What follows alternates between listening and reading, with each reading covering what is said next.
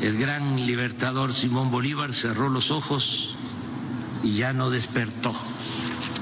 Pero como los grandes hombres cierran los ojos y se quedan velando, no se mueren del todo. La lucha por la integridad de los pueblos de nuestra América sigue siendo un bello ideal. No ha sido fácil volver realidad ese hermoso propósito.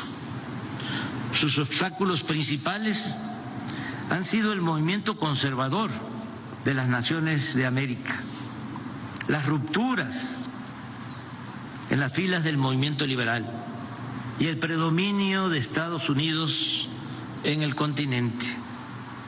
No olvidemos que casi al mismo tiempo que nuestros países se fueron independizando de España y de otras naciones europeas, fue emergiendo en este continente la nueva metrópoli de dominación hegemónica.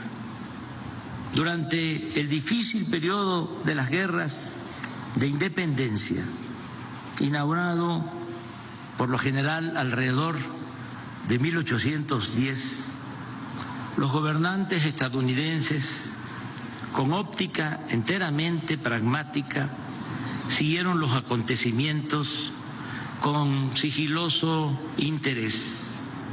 Estados Unidos maniobró en diferentes tiempos conforme a un juego unilateral, cautela extrema al principio para no irritar a España, Gran Bretaña, la Santa Alianza, sin obstaculizar la descolonización que por momentos se veía dudosa. Sin embargo, hacia 1822, Washington inició el reconocimiento rápido de las independencias a fin de cerrar el paso al intervencionismo extracontinental. Y en 1823, al fin, una política definida. En octubre, Jefferson, progenitor de la Declaración de Independencia y convertido para entonces en una especie de oráculo, dio respuesta por carta a una consulta que sobre la materia le hiciera el presidente Monroe. En un párrafo significativo, Jefferson dice: nuestra primera y fundamental máxima debería ser la de jamás mezclarnos en los embrollos de Europa. La segunda, nunca permitir que Europa se inmiscuya en los asuntos de este lado del Atlántico. En diciembre, Monroe pronunció el famoso discurso en el que quedó delineada la doctrina que lleva su nombre, la consigna de América para los americanos. Terminó de desintegrar a los pueblos de nuestro continente y destruir lo edificado, lo material, por Bolívar. A lo largo de casi todo el siglo XIX se padeció de constantes ocupaciones, desembarcos, anexiones, y a nosotros nos costó la pérdida de la mitad de nuestro territorio con el gran zarpazo de 1848. Esta expansión territorial y bélica de Estados Unidos se consagra cuando cae Cuba, el último bastión de España en América, en 1898, con el sospechoso hundimiento del acorazado Maine en La Habana, que da lugar a la enmienda Platt y a la ocupación de Guantánamo. Es decir, para entonces Estados Unidos había terminado de definir su espacio físico vital en toda América. Desde aquel tiempo, Washington nunca ha dejado de realizar operaciones abiertas o encubiertas contra los países independientes situados al sur del río Bravo. La influencia de la política exterior de Estados Unidos es predominante en América. Solo existe un caso especial, el de Cuba, el país que durante más de medio siglo ha hecho valer su independencia, enfrentando políticamente a los Estados Unidos.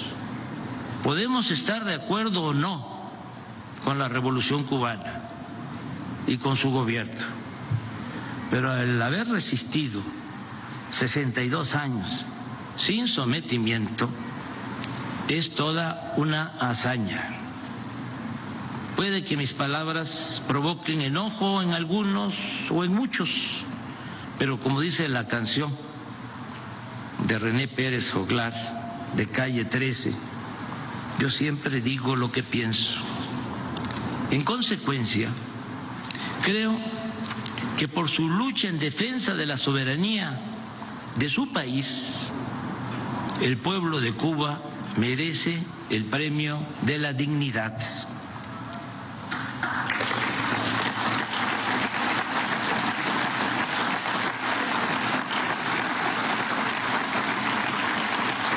Y esa isla debe ser considerada como la nueva Numancia por su ejemplo de resistencia.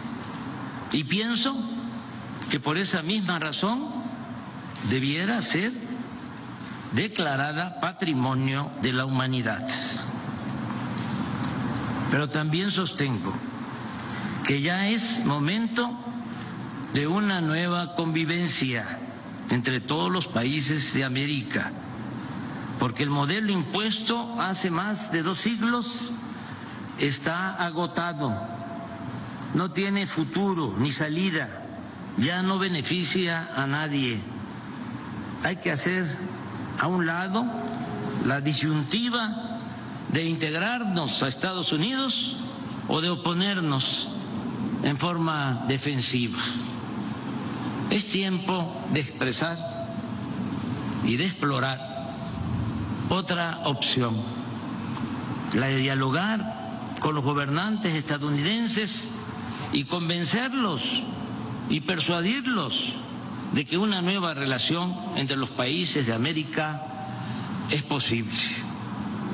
Considero que en la actualidad hay condiciones inmejorables para alcanzar este propósito de respetarnos y caminar juntos sin que nadie se quede atrás. En este afán pueda que ayude nuestra experiencia de integración económica con respeto a nuestra soberanía que hemos puesto en práctica en la concepción y en la aplicación del Tratado Económico y Comercial con Estados Unidos y Canadá. Obviamente no es poca cosa tener de vecino a una nación como Estados Unidos. Nuestra cercanía nos obliga a buscar acuerdos y sería un grave error ponernos con Sansón a las patadas. Pero al mismo tiempo tenemos poderosas razones para hacer valer nuestra soberanía y demostrar con argumentos, sin balandronadas, que no somos un protectorado, una colonia o su patio trasero. Además, con el paso del tiempo, poco a poco se ha ido aceptando una circunstancia favorable a nuestro país. El crecimiento desmesurado de China ha fortalecido en Estados Unidos la opinión que debemos de ser vistos como aliados y no como vecinos distantes.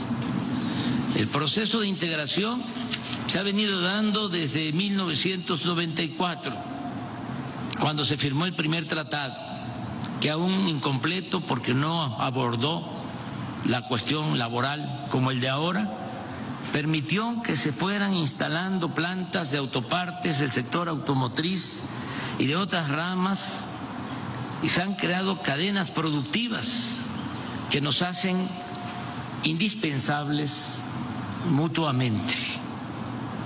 Puede decirse que hasta la industria militar de Estados Unidos depende de autopartes que se fabrican en México. Esto no lo digo con orgullo, sino para subrayar la interdependencia existente.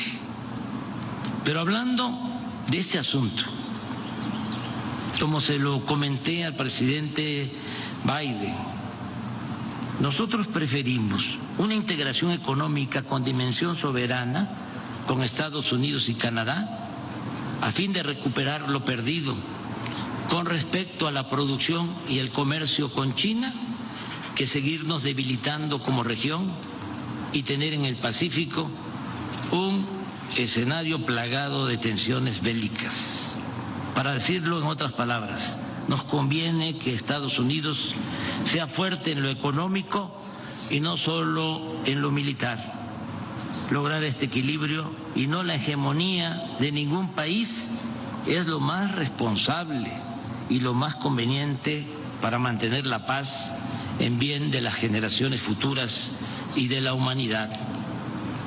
Antes que nada, debemos ser realistas y aceptar, como lo planteé en el discurso que pronuncié en la Casa Blanca en julio del año pasado, que mientras China domina 12.2% del mercado de exportación y servicios a nivel mundial, Estados Unidos solo lo hace en 9.5%.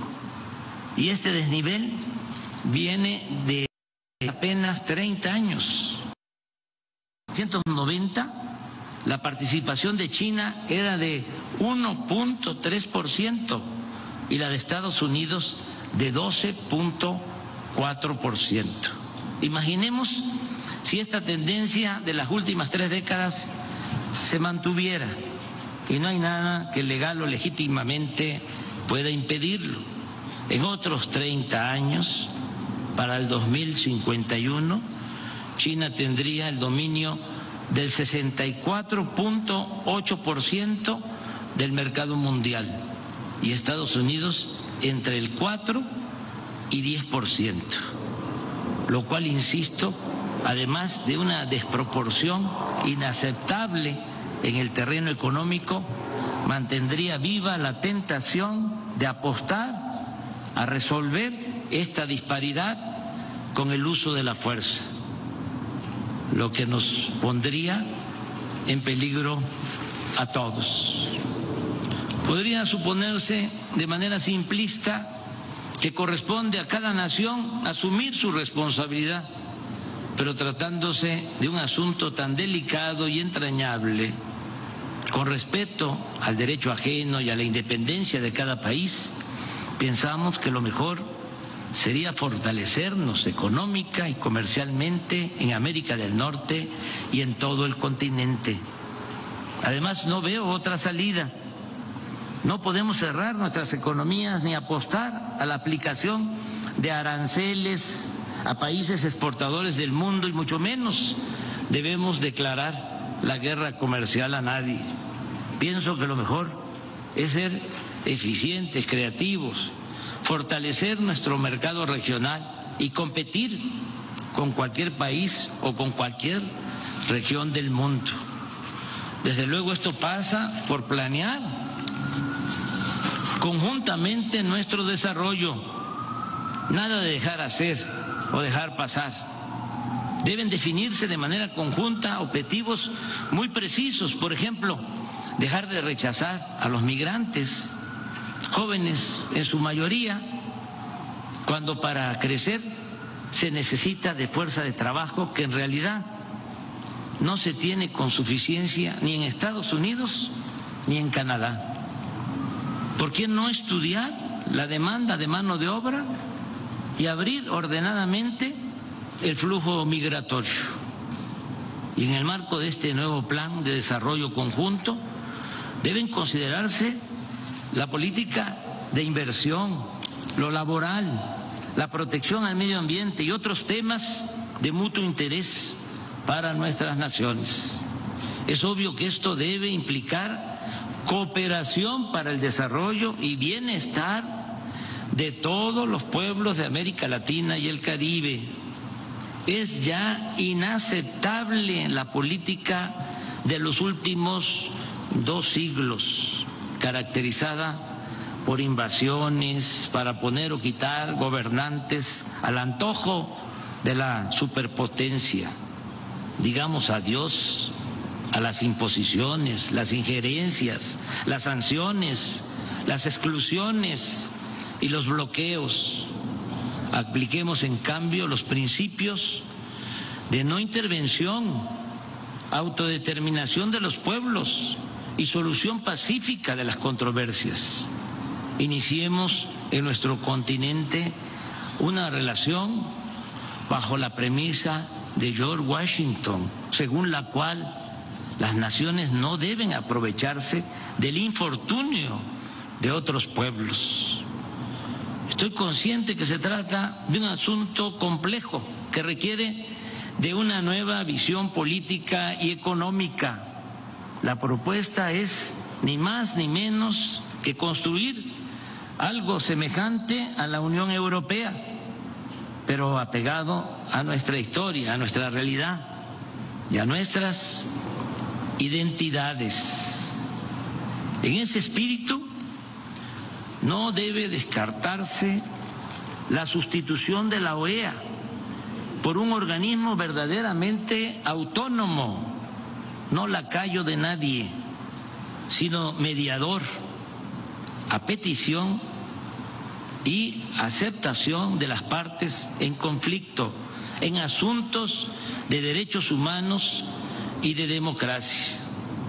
Es una gran tarea para buenos diplomáticos y políticos como los que afortunadamente existen en todos los países de nuestro continente. Lo aquí planteado puede parecer una utopía. Sin embargo, debe considerarse que sin el horizonte de los ideales no se llega a ningún lado y que en consecuencia vale la pena intentarlo. Mantengamos vivo el sueño de Bolívar. Muchas gracias.